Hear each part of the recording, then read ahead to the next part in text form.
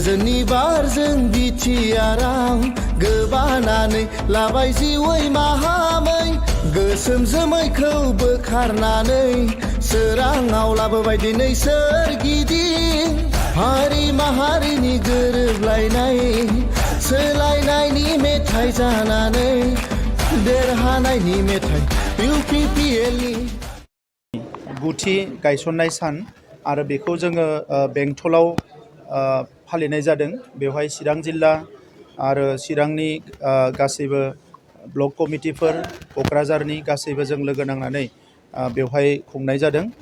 आरो दिनैनि समाव आङो मिरुनिफ्राय लानानै जोंनि बुथ कमिटिसिम UPPLनि साफ्रोमबो बिबानगिरि दैदेनगिरि आरो सोद्रोमाफोरनो गोसो गोरबोनि गाहाम हामलायनायखौ आं बावहरो।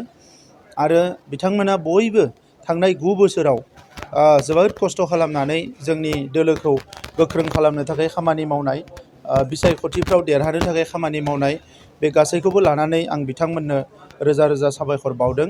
जोंनि दैदेनगिरि मावथि बिबानगिरिफोरजों लोगोसे बिथांमोननि गासैबो न'खरनिसिमबो आङो आंनि गाहाम हामलायनायखौ बावदो। मानोना सासे दैदेनगिरिजों बिथांनि न'खराबो नांफानानै थायो। दा बेनिखायनो न'खरनि सोद्रोमाफोरनोबो आं साबायखर बावदों। बेजों लोगोसे 2015 मायथाइयाव UPPL दोलोखौ मानगोनां इउजि ब्रह्म बिथाङा गायसनजेननायनिफ्रायनो बायदिसिना थासारियावबो जोबोद गाज्रि थासारियावबो UPPL दोलोजों गसंफानाय बड'लेण्ड ओनसोलनि गासैबो आइ आफा रायजो राजानिसिम आं रोजा रोजा साबायखर बावदों। आरो रायजो राजाफोरनि अननाय, रायजो राजाफोरनि फोथायनाय आरो रायजो राजाफोरनि मददजोंनो दिनै UPPL दोलोआ बिटिआराव सरकार खुंनायजों लोगोसे जोंहा आसाम एसेम्ब्लियाव MLA आरो पार्लियामेन्टआव 2 MP जोङो मोननो हादों। आरो जोंनि MP, जोंनि MLAफोर आरो काउन्सिल जयैनो बिटिआर ओनसोलनि गोग्लैसोनाय माखासे थासारि, बिटिआर ओनसोलनि गोबां समनिफ्रायनो फावसायनानै थानाय माखासे बिथिंफोर, बे गासैखौबो जौगाहोनो थाखाय जोङो खामानि मावदों हर सान। आरो नैबे समाव जोङो रोखायै बुंनो हायो जे 2015 मायथाइनि बै समनि थासारि एबा बिनि उन आरो सिगांनि जि थासारि, बे थासारिया बड'लेण्ड ओनसोलाव गैला। दिनै जोबोद गोजोन फैबाय।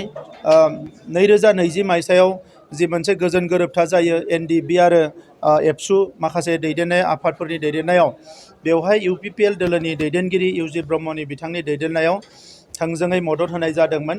आरो सरकार दाखांनायनि उनाव दिनै बड'लेण्ड ओनसोलाव बे गासैबो बिथिंफोरखौ लानानै खामानि मावनायलाय दिनै बड'लेण्ड ओनसोला सोलोंथायाव जौगादों, गेलेमु आयदायावबो जथेस्थ' जौगादों।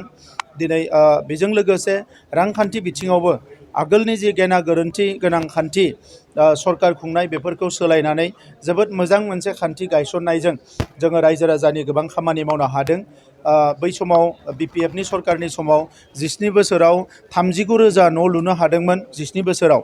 नाथाय जोङो 4 बोसोरावनो प्राय 3 लाखफ्राम गोरिब मानसिफोरनि न' लुनो हाबाय, गोबां बान्दोफोरखौ खोनो हाबाय, गोबां फरायसालिफोरखौ फाहामनो हाबाय। सोलोंथायाव दिनै जोङो बेसेबांबा आसामनि जौगानाय डिस्ट्रिक्टफोरखौबो बारनानै जोंनि जिल्लाफ्रा माने रिजाल्ट लाबोनो हाबाय। बे गासैबो बिथिंखौ नायनानै लोगोसे बर' माहारिनि गेजेराव जिखिनि आफादफोर दङ, बिसोरनि गेजेराव खामानि मावनाय आरो जौगानायनि बयबो साननो हानाय आरो गुबुन हारिफोरजोंबो गोग्गो सोमोन्दो दानानै जों मोनसे खामानि मावनो हादों। दा ओंखायनो UPPLनि जार्निया जोबोद मोजां मोनसे पजिटिभ लाइनाव थांगासिनो दङ। आरो दिल्लीनि सरकार, दिसपुरनि सरकार बयनिबो लोगो लाफानायाव दिनै बिटिआर ओनसोलखौ आरोबाव गोख्रोङै जौगाहोनो हादों। दा बेनिखायनो नैबे समाव आङो बे गुथि जि गायसननाय सान, बेवहाय इउजि ब्रह्म बिथांजों लोगोसे जोंनि MPफोर, जोंनि MLAफोर, जोंनि MCLAफोर गासैनोबो आंनि फारसेनिफ्राय साबायखर बावदों। आरो इयुनाव जोंनि जि कमिटमेन्ट, बेवहाय स्ट्रं मोनसे डेम'क्रेटिक मोनसे सुबुं दारा खान्थि गायसननाय आरो लोगोसे जौगानायनि हाबा मावनाय, बे एजेन्डायाव जोङो बयबो खौसेयै गोख्रोङै खामानि मावलांबाय थागोन। सार, नोंथांमोननि जिखिनि UPPLनि थांखि बायदि रायजो राजानि गेजेराव माबायदि खामानि मावनो सानो आरो माबायदि जाफुंसार जादों, आरो लोगोसेनो नोंथांमोना बे खोथा कमिटमेन्ट, बे कमिटमेन्टजोंनो जोङो खामानि मावनो हादों। आरो बिनिखायनो दिनै रायजो राजाफ्रा मोनसेनि उनाव मोनसे बिसायख'थियाव जोंनि बिजाथिफोरखौ देरहाहोदों आरो जोंजों गसंफादों। मानोना जों बयबो ग्रासरुटआव खामानि मावना फैनाय आरो गामि गामि बेरायनानै सोमावसारनाय समाव गोबां सम बे गासैबो थासारिफोरखौ जोङो मोनबोजोबखादों।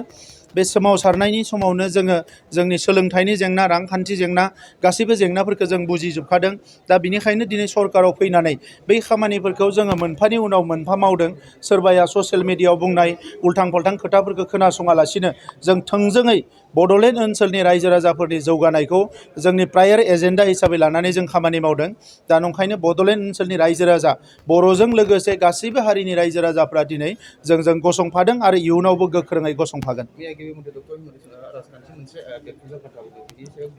राजखान्थियाव गावबा गावनि मोनसे एजेन्डा थायो दिनै UPPL आबो जोंहा एजेन्डा दङ BJP आबो एजेन्डा दङ BPF आबो थागोन कंग्रेसआबो थागोन नाथाय सोर बेसेबां रायजो राजाफोरजों मोजाङै खामानि मावनो हागोन रायजो राजाफोरनि बिसास आरो फोथायनाय आरो अननायखौ मोननो हागोन बेसो गिदिर बाथ्रा दा नंखायनो BJP आ दिनै गावसोरनि एजेन्डाखौ फोसावदों जोंबो गाबोन समफोर गावसोरनि एजेन्डाखौ जोङो फोसावगोन दा बयहाबो गावबा गावनि थांखिजों आवगायलांनायनि मोनसे नोजोर थायो आरो जोंहाबो बे नोजोरानो दङ बेराफारसेथिं बिथाङा सिडली समस्तियाव जोंनि बिजाथिखौ देरहाहोनो थाखाय BJPनि बिबानगिरिफोरखौ बिथाङा बिथोन होदों दा बिनि थाखाय आं बिथांनो साबायखर बावो सिडली समस्तिनि जोंनि बिजाथिया 60,000निख्रुइ बांसिन भट लानानै देरहानो हागोन बियो रोखा जाबाय थाबैनो फोसावगोन थेंक इउ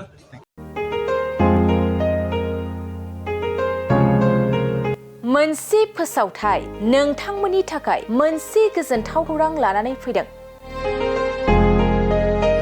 अदालगुरि जिल्लानि सिङाव थानाय डिमाकुसि बरंगाजुलिनि पिपल हलियाव लानानै फैदों नोंथांमोननो लेब्रा मुंनि गंसे गोदान रिजर्ट